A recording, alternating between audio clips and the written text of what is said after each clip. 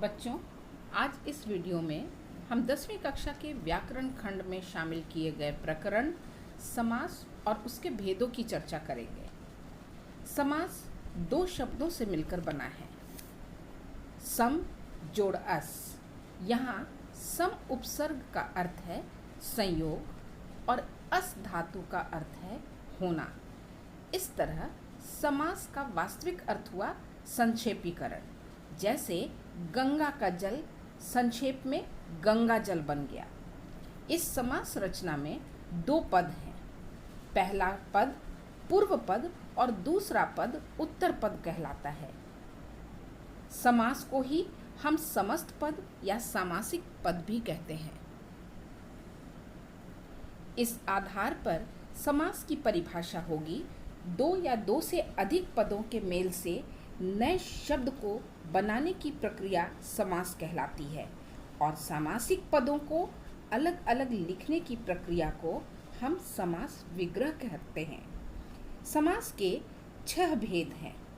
पहला तत्पुरुष समास, दूसरा कर्मधारय समास, तीसरा द्विगु समास, चौथा बहुव्रीहि समास, पांचवा द्वंद्व समास और छठा अव्ययी भाव समास।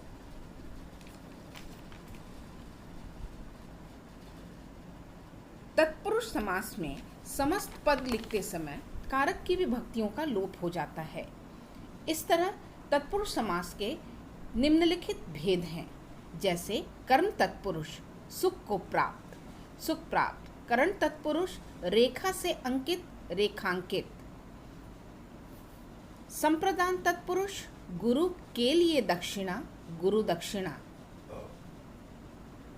अपादान तत्पुरुष ऋण से मुक्त, ऋण मुक्त। संबंध तत्पुरुष भारत का वासी, भारतवासी। अधिकरण तत्पुरुष ध्यान में मग्न, ध्यान मग्न। नए समास यहाँ निषेध के अर्थ में अ, न या अन का प्रयोग होता है। जैसे अन्याय, न न्याय। कर्मधारय समास में पहला पद विशेषण और दूसरा विशेष्य होता है, या एक पद उपमान और दूसरा उपमेय होता है।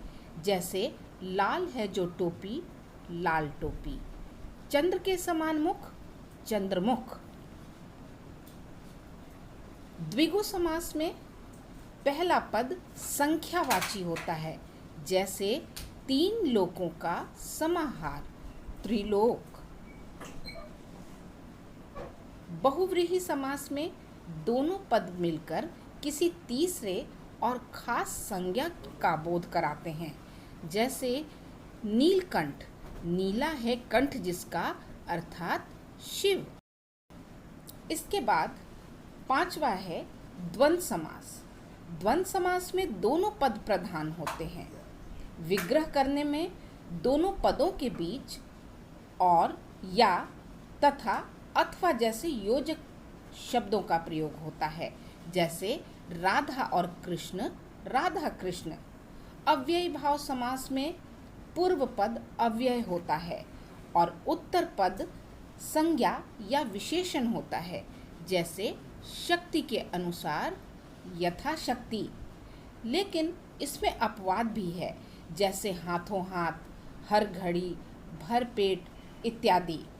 आशा है समास के भेदों को आप बखूबी समझ गए होंगे। धन्यवाद।